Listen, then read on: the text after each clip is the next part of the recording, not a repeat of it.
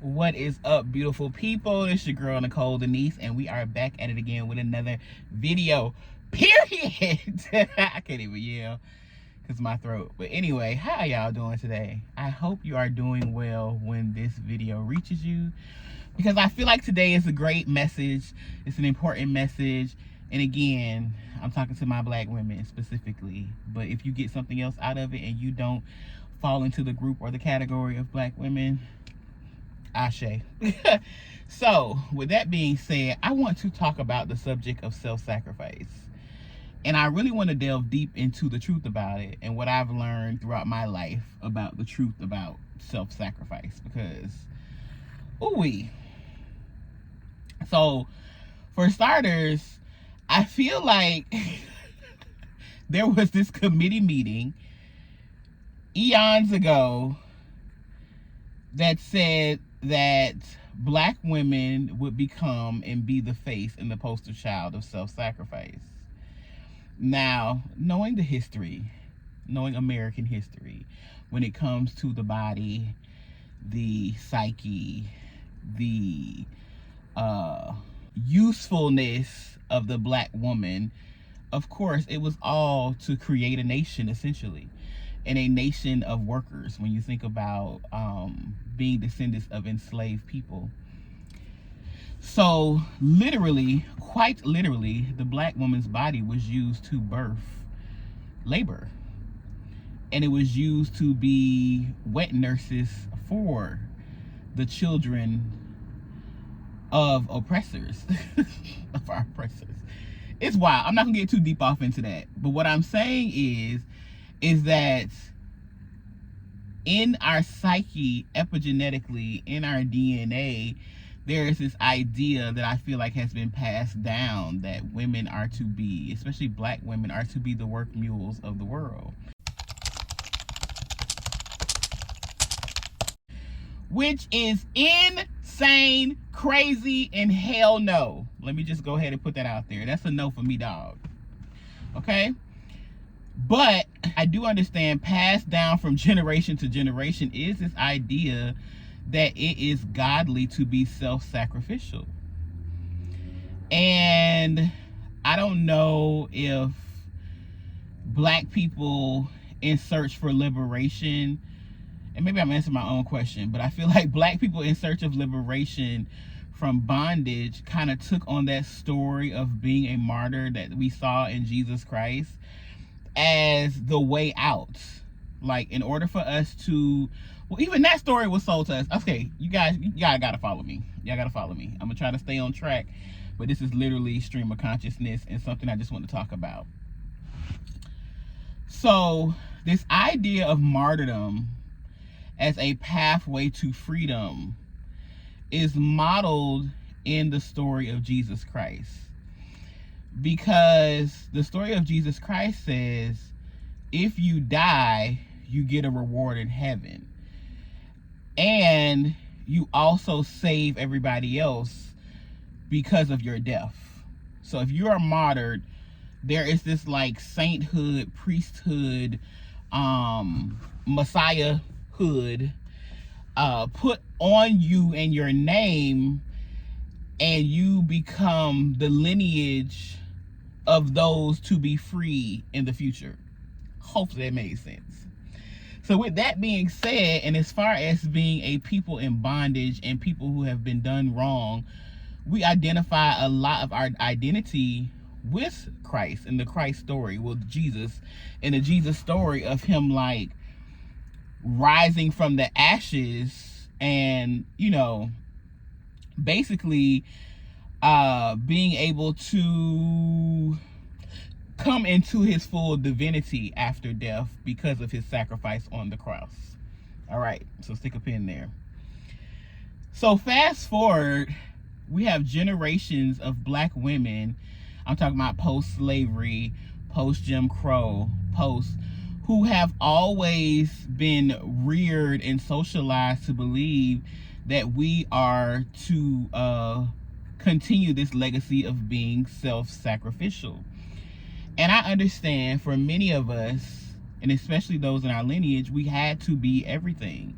There are women who have had to be mother and father. There are women who have had to take care of the entire family. There are women who have had to step up to the plate, because that's just what we do. We nurture and we make sure that everybody is good. And I feel like portions of that are just innate characteristics of the feminine. Feminine energy. I'm not talking about being female, but I'm talking about feminine energy is nurturing. Feminine energy, because feminine energy can live in both male and female. Just, these are broad. Just, I'm painting with broad strokes. So if you have any questions, put them down below or go to your local library. But so there is this nurturing feminine energy that many women possess, but I feel like it has been misconstrued and co-opted by those who want to take advantage of the feminine energy that pours from Black women. And so on the other side of that, like once you skew something too much to the left or to the right, there is this idea that in order to be more godly, or in order to meet and see and experience and actualize your full divinity, you too must be a sacrifice. You too must be a martyr. You too must give up all of yourself to others in order to be deemed godly or like Christ or just a good woman, because that's what women do.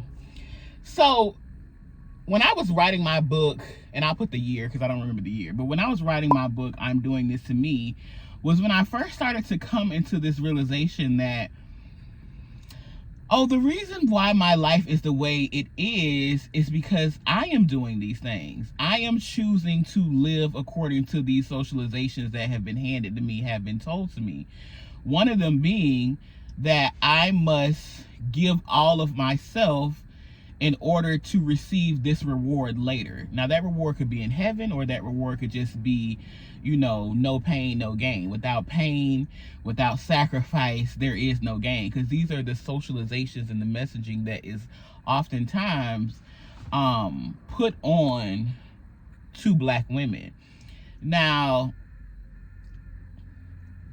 along with the plethora of other false messaging that's put on us, because also too, if you decide to say that I am not going to be a martyr and I am not going to sacrifice myself, then you're called selfish, you're called lazy, you're called angry, you're called difficult to work with, you're called mean, you're called all the things that try to attempt to get you back in line with this role that people want you to play as the martyr and the savior of the world. So the truth is, all of this shit is made up and none of it was in our favor in the first place. That's what I've come to learn. And it was the beginning and the inklings of that back when I was writing my first book, I'm Doing This to Me, that I started to realize, like, oh, this is not what they said it was supposed to be. This is not, I didn't get the reward for going to school, getting the good grades, going to college, graduating, having the degree. My life still, it didn't add up. I didn't get the good job. I didn't get the husband that was supposed to take care of me. I didn't get the 2.5 kids. I didn't get the white picket fence, and I didn't get the dog. So now what? That's what at that time, it was like a so now what? And that's when I really started to realize, like, oh, I get to control and I get to choose what my life is going to be like, regardless of what society says it's supposed to be like. And in that, like, existential crisis, dark night of the soul, reckoning with oneself, the illusion being shattered, like, people have different names for what I was actually going through. I came to realize that, oh, I have control and I can actually, build the life that I desire and that I really desire. So this message really is about like self-sacrifice. First of all, it's not all it's cracked up to be, because remember, as a sacrifice, you got to sacrifice yourself. You got to put yourself on them coals, burn yourself up, go through all the pain, anguish, depravity, just go through all the shit that don't feel good in order to get what? People to be like, oh, she's strong.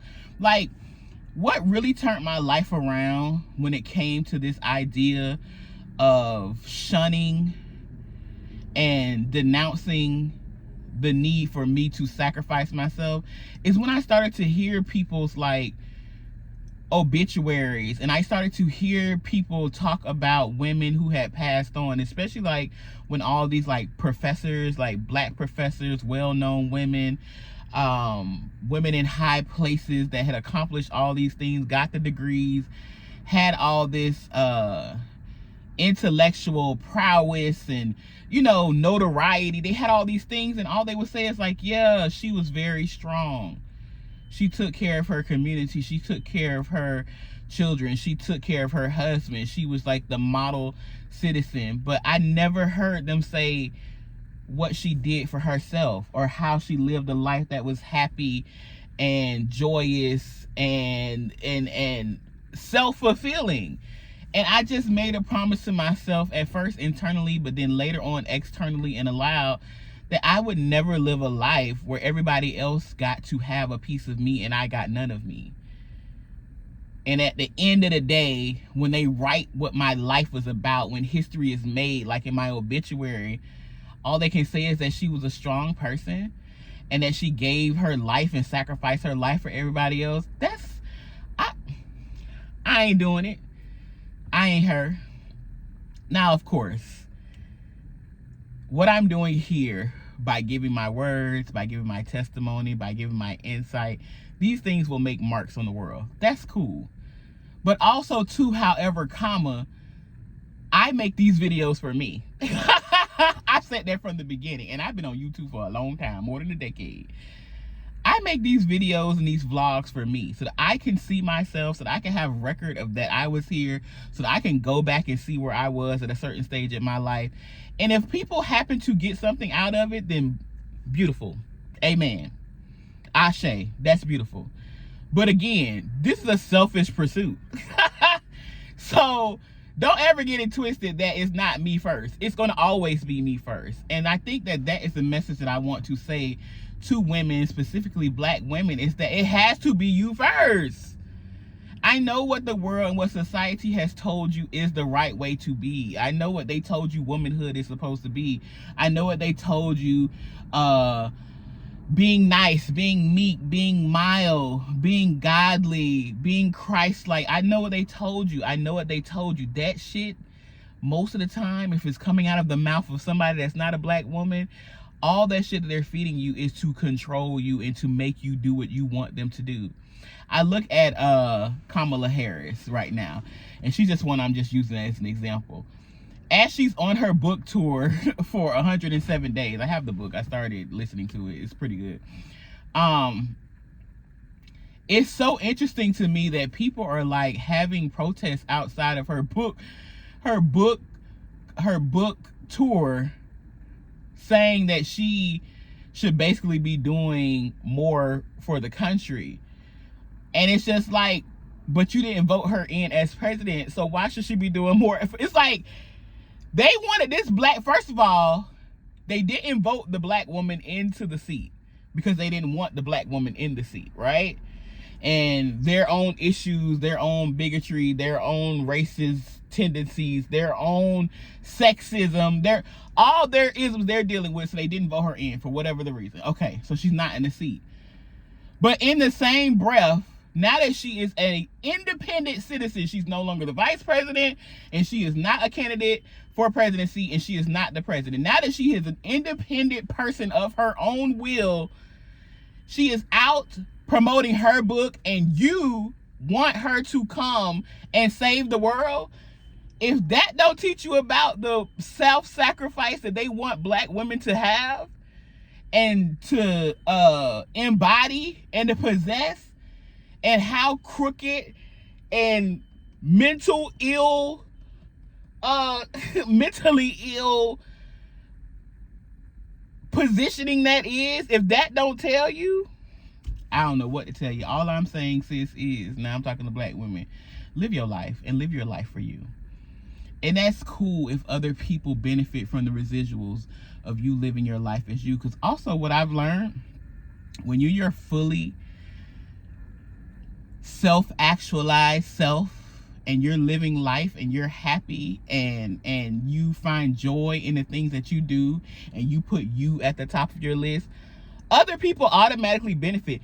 People benefit from happy black women. People benefit from fulfilled black women. Because one thing I know about us, whatever we do overflows onto everybody else. So all I'm saying is that make sure your goodness and your life benefits you. Because all that other shit, that's a lie. All that other stuff they told you was supposed to be, that shit is a lie. And it's self-serving for people, everybody else but you, which is wild. Because no other group of people is asked to sacrifice themselves or put themselves at the stake or put themselves on the line for everybody else. Nobody else is asked to do that. Only black women. Only black women. Only black women. So with that being said, the answer is no. Put the mask on yourself first. Take care of you first. Put you at the top of your list. And then with whatever energy that you have left, you know, feed others from the overflow. But do not feed people from a cup that needs to be filled. Okay, that is crazy. People are dying, especially black women are dying early and before their time because they stressed out and they trying to do and be who everybody else wants them to be. No. Get out of that loop of identity crisis, trying to be what everybody else needs you to be, and be who you need to be for yourself. It's okay. The people will adjust. Because the other thing that I learned is that when I assume my role as Nicole Denise and doing the things that benefit Nicole Denise and living the life that benefits, I realize that other people figure it out. They will figure it out. And a lot of times, black woman, you are being a crutch unknowingly to people in their state. You're stunting their growth. You're being a crutch because you're doing too much for them. You living too much of their life for them, and you wondering why you so stressed out and why you, because first of all, you out of your lane. Get back in your lane, sis. Your lane, I'm in the Nicole Denise lane. That's the lane where I am an expert. I stopped dibbling and dabbling over in other people's lane because I don't know nothing. I don't know that fully like I know this lane. So let people figure it out. That's your children included. Children will figure it out. They are very resilient. Okay? I remember I told my mother, and I would tell her all the time, I said, you know what? If you die today, you know this place not going to close. They going to have a moment of silence for you, and then they going to move on. But they're not going to close down for you.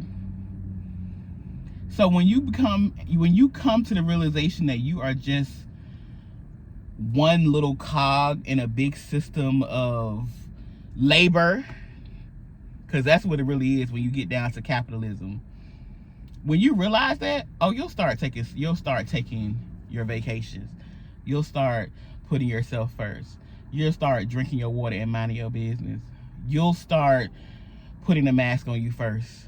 You'll start realizing like, oh, if I don't take care of me, nobody else is going to. Right, because only you can take care of you the way you need to be taken care of, at the level that you need to be taken care of, and at the frequency that you need to be taken care of. Like, you first. Self-sacrifice is a lie, y'all. Leave it alone.